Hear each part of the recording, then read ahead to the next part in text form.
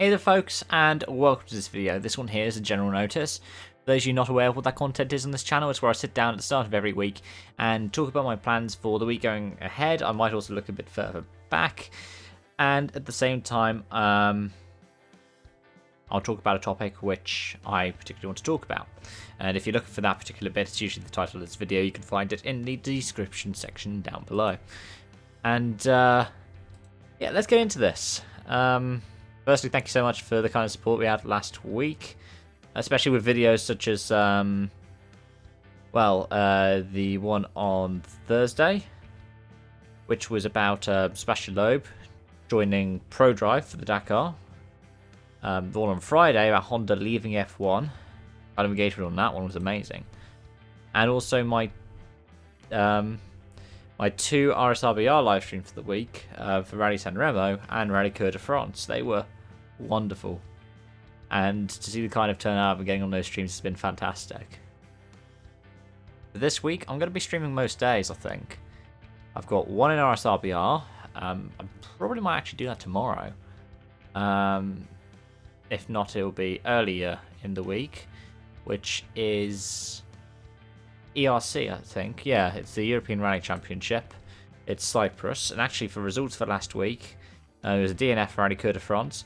I actually finished 10th in the WRC for Rally San Remo, which is pretty cool. I haven't seen what that means for the championships yet, but I'll probably inform you of that at a different point. And yeah, I've got RSRBL, got a Seto Corsa with BUSR. Potentially got a couple of other things, which I'll keep as little surprises going on later in the week. In terms of video content, I think we've got a kind of trifecta this week. I think we've got WRC, haven't we? We've got Sardinia. I think we've got WRC, we've got F1, and we got the BTCC, because F1 is Nürburgring. Then at the same time you've got just trying to see what the WRC calendar is now, because I can't remember at the top of my head.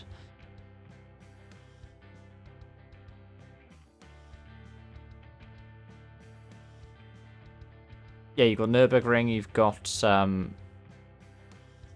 Croft in the BTCC, and yeah, you've got Sardinia. So that's going to be pretty fun.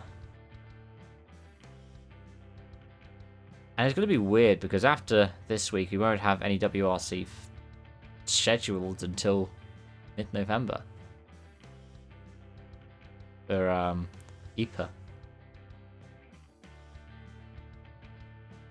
But yeah, going to be doing previews and potential reviews for all of them, and hopefully get on top of the ones at BTCC that I haven't done yet, because I really need to do them. And was there, of course, any kind of F1 protest that will be happening to do with N races, and I'll be covering that in a video. And hopefully I'll be able to get kind of song of the week in as well on Saturday, and a couple of other little bits and pieces in addition to that. And yeah, without further ado, let's get into my kind of talking point for this week, because I've been going for 4 minutes. It's kind of longer than I usually do for the main kind of announcement section. And it's the WRC, and this was something that came off of a discussion that I was having at the end of my stream for Rally San Remo. And it's, should the WRC be made safer? Should the cars be slowed down? Because we talk about how amazing this current generation of World Rally cars look, and they look amazing. And we liken them to Group B. And I think that's an apt reason. I think we should be comparing them to Group B. But at the same time, I think that we should be comparing them to Group B in the same way of, well,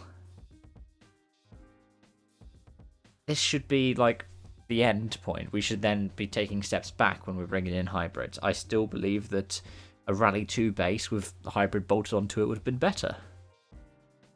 There are a few reasons for this. Firstly, because there's beliefs that with the hybrid system in the cars and the new Rally 1s, the drivers believe that the R5s, or going into being renamed Rally 2, will be as competitive as them in some sections of the stage, which is a bit odd.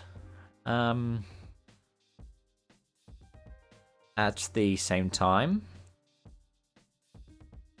it's a really expensive category, the Rally 1. You can't really do privateers, and that drives out potentially M Sport, which would be a massive shame for the WRC to lose. Also could open up to more manufacturers if you had the Rally 2 car as the base, because it's just so much cheaper. And I think they look cool. They still look like rally cars. All the kind of tiers of rally cars that we have now, Rally 1 through Rally 5, look like rally cars. They don't look like just street cars with fancy suspension and stuff. But yeah, I think one of the main things is I think that the WRC is at a point where it could get too dangerous again. Like, my main thing has always been motorsport can be dangerous, but it doesn't mean it should be. I mean, we've seen 2 massive incidents for Hyundais at Monte Carlo in this generation. One of the first rally of the generation of cars, like the first couple of corners where Hayden Paddon had a crash that took the life of a spectator. I think we've got kind of a reminder that motorsport can be dangerous, and these cars could be dangerous. I saw that frightening one that Itanak had this season in Monte Carlo. Wow, how him and Martin Yavria managed to walk away from that unscathed. That was just amazing. I've had a couple of crashes a bit similar to that through this era of the WRC. We've been quite lucky that really there's not been much injury coming from it. Much serious injury.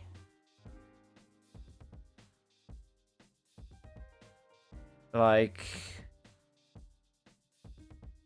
I've been worried that when we see the young guns coming into this, like Rovanperä, we've got Oliver Solberg waiting in the wings. We've potentially got a young Schwartz coming up as well. And all the other young drivers that are making the steps up. I'm worried that we're going to lose one of them in a horrible crash. I am constantly worried about that. The fact that these cars are now too dangerous for Ouninpohja, it's something that makes me worry. The fact that the cars are too fast and too dangerous for some of rallying's most iconic stages. And I know there's a thing if we need to change things, they don't need to be there forever. I know there's an element of that, and I understand that and I respect that, but at the same time, if we're starting to seriously say that a lot of Rally Finland has to change because otherwise the cars are too dangerous, we need to consider what regulations we've got dictating the cars. But that's really my kind of thoughts. You can let me know yours in the comment section down below. On that note, thank you so much for watching and for joining and for your continued support for this channel, and I hope to see you again soon. Bye bye for now.